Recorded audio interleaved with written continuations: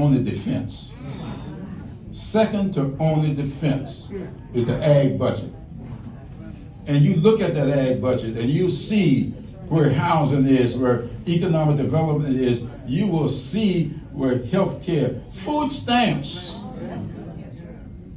It's all there. So much stuff. I mean, that's why we wanted her there. People sitting around, running around talking about, why y'all doing that? Because we have seen the budget. And we knew where it was. We didn't get her there, but then housing.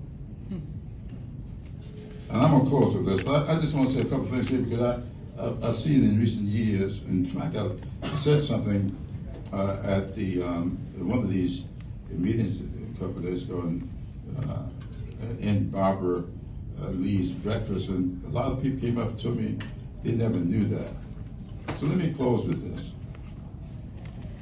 One of the reasons Edelmanese has been so valuable is that her background is in health.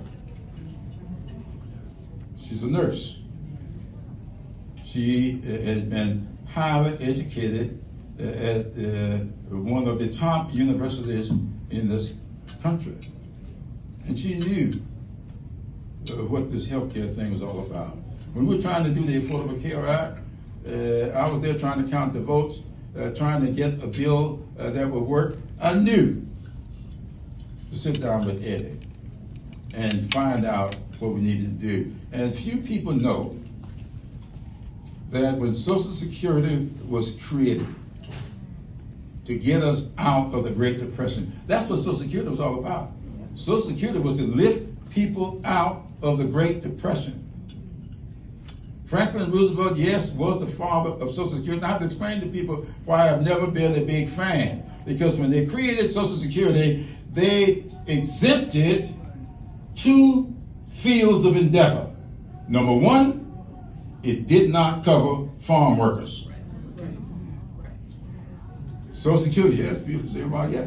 It did not cover farm workers. Number two, it did not cover domestic workers. Guess what? 65% of African Americans in this country were in those two fields of work. So 65% of African Americans were never covered by Social Security. And you wonder why we have a wealth gap. Yes, Social Security lifted scores of people out of poverty, but it left African Americans by and large in poverty. And the attendant program at the end of this period, just as we thought things were coming to get good, we got launched into World War II. December 7th, 1941, Pearl Harbor was bombed, and this country was thrust into World War II. We went to war, and the big heroes of that war, the heroes of World War II was a group called Tuskegee Airmen. The Red Tails, y'all saw the movie. Everybody talking about what heroes they were. They came back as heroes, never having lost a plane that they defended during that war. However, when the country decided that we are going to stand soldiers back on their feet for the work they did to win this war, we are going to pass the GI Bill of Rights so as they can go to school and get money to go to school, so they can get housing, low interest rates to buy housing. Guess what, y'all? Of the first 3,000 GI Bill checks that went out, only 2 went to black people. Not 2%. Of 3,000, 1, 2. So the white soldiers came back and got educated. They got housing. The GI Bill is what built Levittown. And they put a white on their sign on it. Yes, yes. These are the things I sat down with everybody's. And we worked together to fix that stuff. And that's what we've been trying to fix ever since. And so, Eddie, if the people of South Carolina exercise good judgment and re-elect me. I'll be sworn in come January, and you will be absent. It's not going to be a good day. Please answer your phone.